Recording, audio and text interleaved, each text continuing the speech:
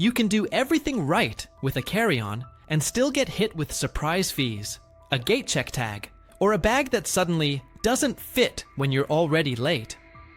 The annoying part is that airlines rarely spell out the little rules that actually get enforced, like what counts as a personal item, how sizes work in real life, and what can quietly get your bag pulled aside at security.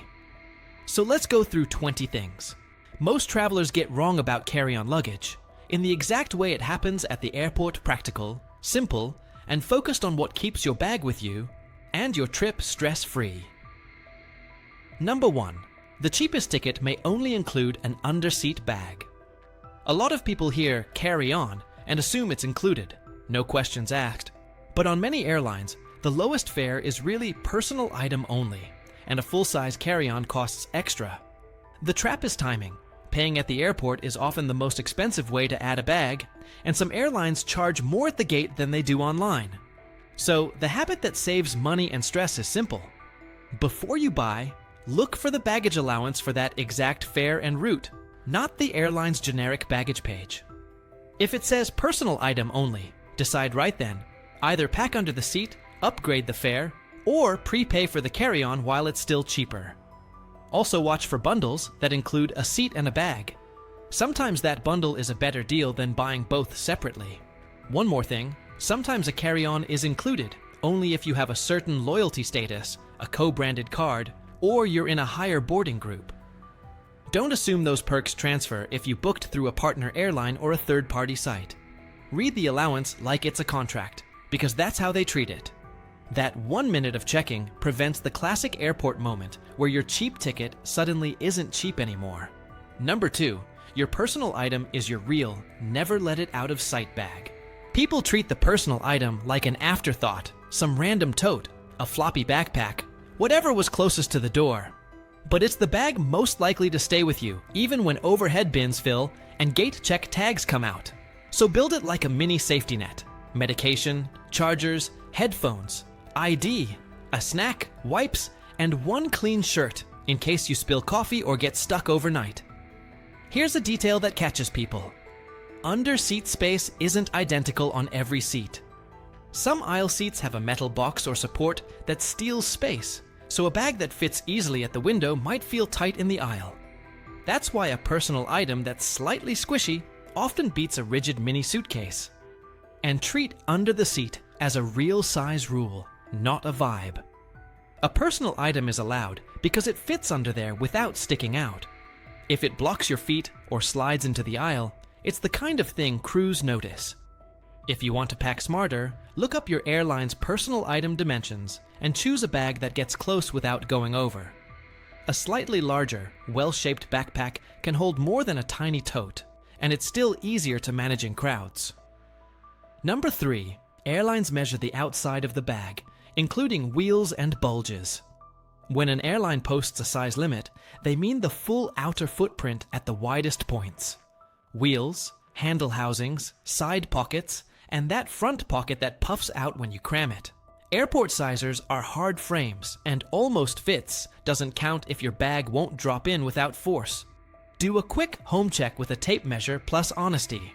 Measure height from the floor to the highest point, wheels included. Then width and depth at the thickest spots. If your bag expands, measure it expanded too, because staff will judge it at its biggest. One more thing people forget. A bag can be within size, but still fail because it's too stuffed to compress. If your zipper looks stressed and the corners are rounded, it's a sign you're relying on hope instead of fit.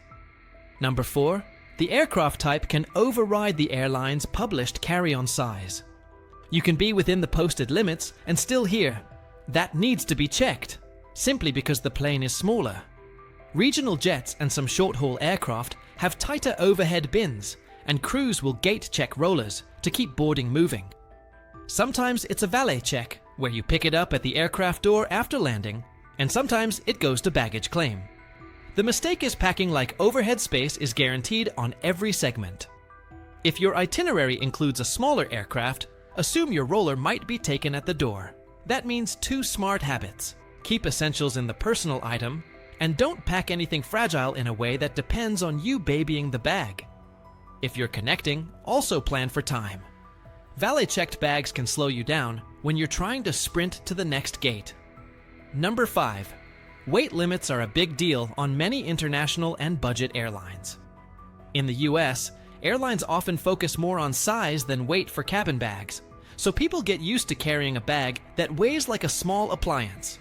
Then they fly internationally or on a low-cost carrier, and suddenly the bag is on a scale at the gate. Some airlines enforce cabin limits around 7 to 10 kilos, and they don't care that your bag fits the box if it's overweight. The easy way to avoid this is knowing what makes your bag heavy.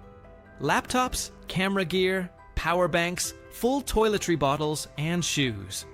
If weight is tight, you'll get more results from choosing lighter fabrics and fewer backup items than from trying to outsmart the scale. A smart travel tip that doesn't feel like punishment: pack one heavier outfit on your body and keep the rest light and mixable. Comfort wins, and your bag weight drops fast. A small luggage scale is cheap and saves arguments. Weigh the bag at home, then remove one heavy item at a time until you see what's really causing the problem. It's usually tech and toiletries, not t-shirts. Number 6. Soft bags aren't automatically safer, especially when they're overstuffed. There's a myth that soft duffels always win because you can squeeze them into anything. Sometimes that's true, but an overpacked soft bag can balloon into a weird shape that refuses to slide into a sizer. Side pockets are the biggest offenders because they look small until they're packed with cables, snacks, and random just-in-case items. Hard cases at least tell the truth. It fits or it doesn't. The sweet spot is a structured soft bag firm edges, a flat base, and compression straps, so it keeps a clean silhouette while still having a little give. That clean silhouette matters because gate staff make fast decisions, and a bag that looks under control gets less attention than a bag that looks like it's barely holding together. If your bag has an expansion zipper, treat it like an emergency setting, not your default mode. Number 7. Overhead bin space is a competition you didn't agree to play. Airlines sell seats, not guaranteed bin space, and on full flights the math doesn't work out. That's why boarding groups matter more than people want to admit. If you board late with a big roller, you're gambling that space is left near your row. When bins fill, crews tag bags quickly to keep the aisle moving. The mistake is hovering at the gate like you're trying to win a race. A smarter vibe is being ready to board when your group is called, not 10 minutes after.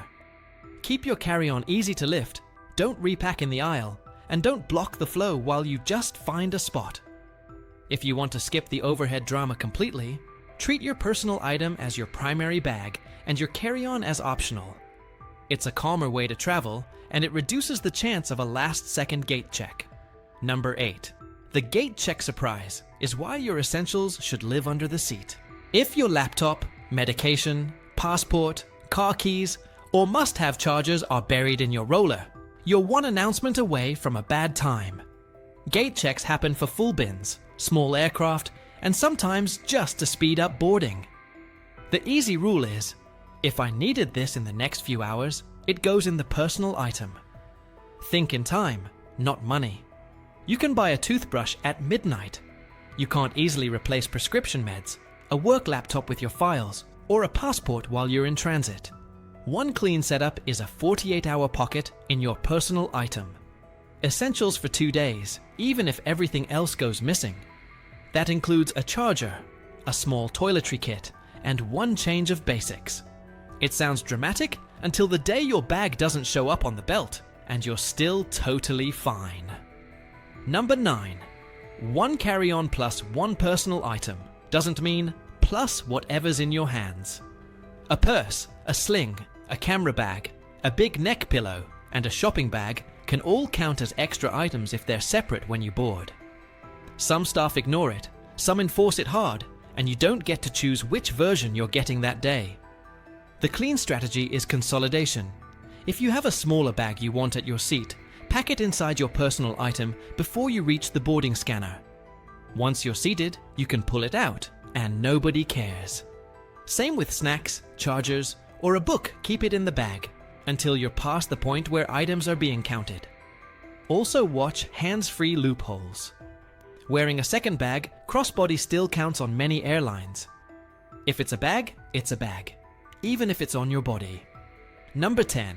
Liquids rules are really liquids, gels, creams, pastes, and spreadables. People mess this up because the word liquid sounds obvious.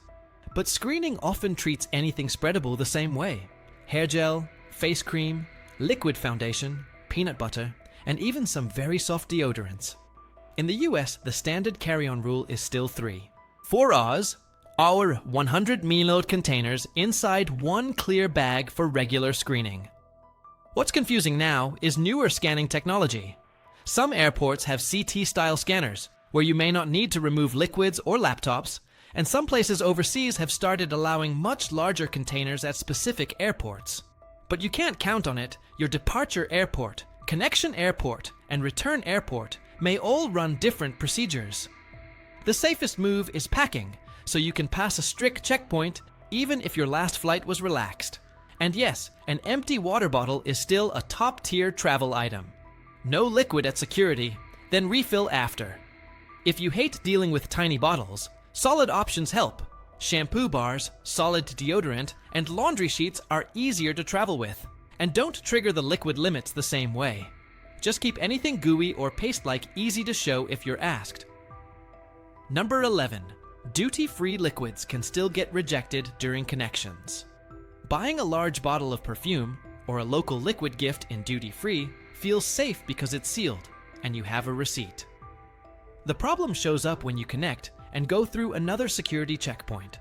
Some airports accept sealed, tamper-evident duty-free bags with the receipt visible, and some are stricter, especially if the bag is opened, the receipt is missing, or your connection is long enough that staff don't trust the chain of custody. The mistake is assuming duty-free equals immune. The safest plan is buying large liquids as late as possible in your trip, keeping the seal intact, and keeping the receipt with it.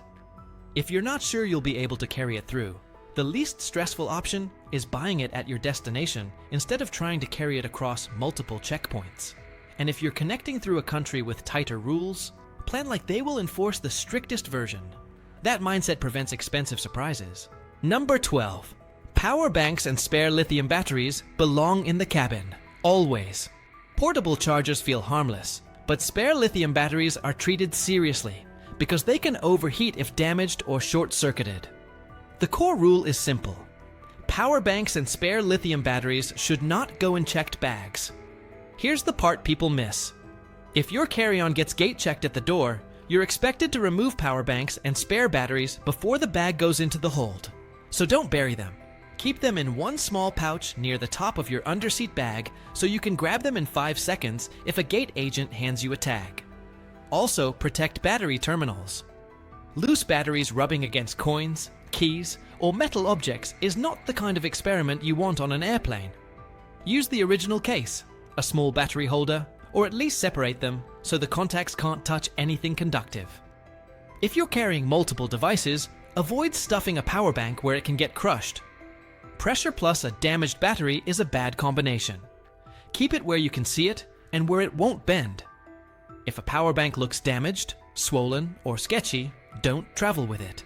Safety first, always. Number 13. The fastest way to get stuck at security is forgetting tiny sharp or tool items.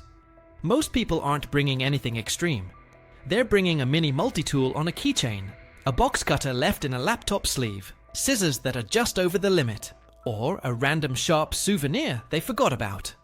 That's what triggers the slow secondary screening while the line behind you starts to boil. Do a 2-minute sweep before packing. Empty every pocket, check every small organizer, and look in the weird places side sleeves, tech pouches, toiletry kits. If you're unsure about an item, don't guess. In the US, TSA's What Can I Bring tool and the Ask TSA help channels are made for exactly this. You can even message or text Ask TSA and get a clear answer for your specific item before you head out. This isn't about being anxious. It's about not donating your favorite little tool to an airport trash bin because you forgot it was there. Number 14. Smart luggage is only smart if you can remove the battery quickly.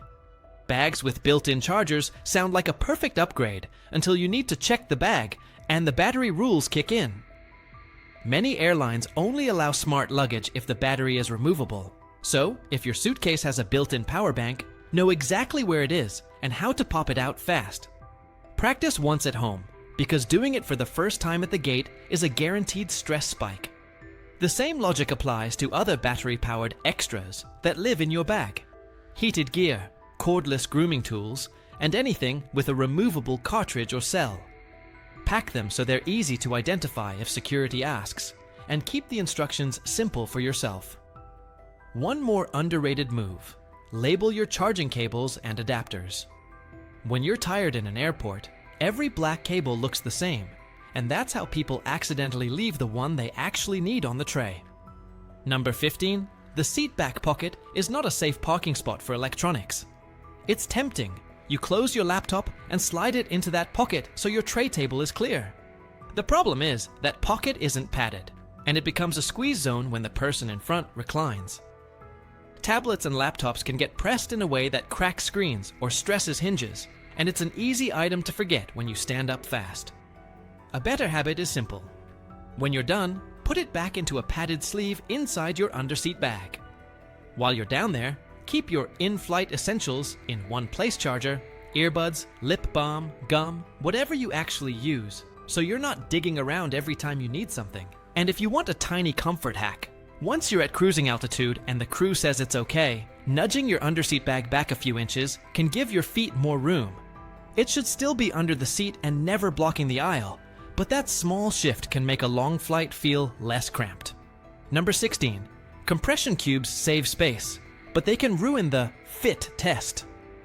Compression cubes are great for turning bulky clothes into something compact, but they can also create a stiff brick that doesn't flex. Flex matters when you're trying to slide a personal item into a tight underseat area.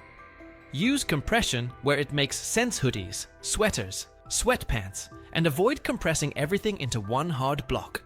Leave softer items on the outside so the bag can mold a little. A bag that can give is way easier to fit than a bag that's shaped like a cinder block.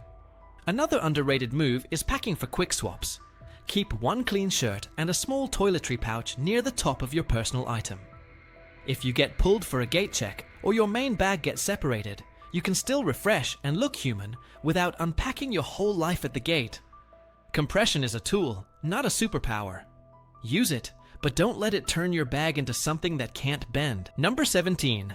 The return flight is where people get caught by their own expandable zipper. Outbound flights feel easy because your bag is at its lightest and you're focused. Then you buy souvenirs, your clothes get bulkier, and suddenly you're trying to close a bag that looks like it's holding its breath. On the way home, enforcement can also be different. A different airport, a stricter crew, a partner airline, or a smaller plane. So treat expandable like an emergency setting, not your default. Before you add anything during the trip, ask one question. Can my bag still pass as normal? If the answer is barely, you're living on borrowed time. A clean move is packing a fold-flat tote inside your bag for overflow after you land, not for boarding. Use it at the destination, not at the gate. If you truly need more space for the return, shipping a few items home can be cheaper and less stressful than getting hit with last-minute baggage fees. Another quiet mistake is forgetting the return airport's rules for liquids and screening. You might breeze out of one airport with newer scanners, then get stopped at the return airport because it's running the older setup. Packing to pass the strict version keeps you from repacking on the floor. Number 18. Airport security gets easier when your bag is built like a system. Security lines go sideways when your bag has 100 loose items, and you're doing a treasure hunt on the conveyor belt. Build zones, liquids together, batteries together, electronics together. Put them in pouches that are easy to pull out with one hand. That way, if a checkpoint wants your liquids out, you're not dumping your entire bag into a tray. A major US update is that TSA ended the general shoes off requirement in July 2025, so most travelers can keep shoes on at standard screening, though you may still be asked to remove shoes during additional screening. That change helps, but metal and clutter still slow you down. A belt with a big buckle, pockets full of coins, and tangled cables will still get you the step-aside moment. The simplest security outfit is boring for a reason. Minimal metal, easy pockets, and shoes that don't turn the tray area into a wrestling match. Your future self will be grateful. Number 19. Medical items and assistive devices have special protections, but you have to pack them correctly. Some people put medication in checked bags to save space and regret it the moment plans change. If you need it, keep it in the cabin. In the US, assistive devices generally do not count against your carry-on item limit, but the bag should be used for medical gear, not as a free extra luggage loophole. Keep medical equipment organized and be ready to explain what it is in one calm sentence. Medically necessary liquids can be allowed in larger quantities than the normal limit, but you should declare them at the checkpoint and follow the officer's instructions. The goal isn't to argue, it's to make the screening simple and respectful. One more practical tip. Keep a small list on your phone with medication names and dosages. If something gets lost or delayed, having that info ready makes replacement and conversations with pharmacies or doctors much easier. Number 20. The easiest way to avoid getting pulled at the gate is to look obviously compliant. This sounds shallow, but it works. Gate staff make fast decisions, and a bag that looks under control gets less attention than a bag that looks like it's fighting for its life. Keep the profile clean. No bulging outer pockets, no dangling straps, no half-zipped expansion. If you're using a backpack, tighten compression straps so it sits flatter. If you're using a roller, don't expand it just because it fits until you know you won't face a sizer on the way home. Also keep an essentials pouch, ready phone, wallet, chargers, meds, and anything with lithium batteries. So if a gate check happens, you can grab what matters in seconds without holding up the line. Add a simple name tag and a photo of your bag on your phone too. If something goes missing, describing it accurately is way easier than saying, "It's a black suitcase." Kind of like everyone else's. Looking calm and prepared doesn't just feel better. It makes the whole process smoother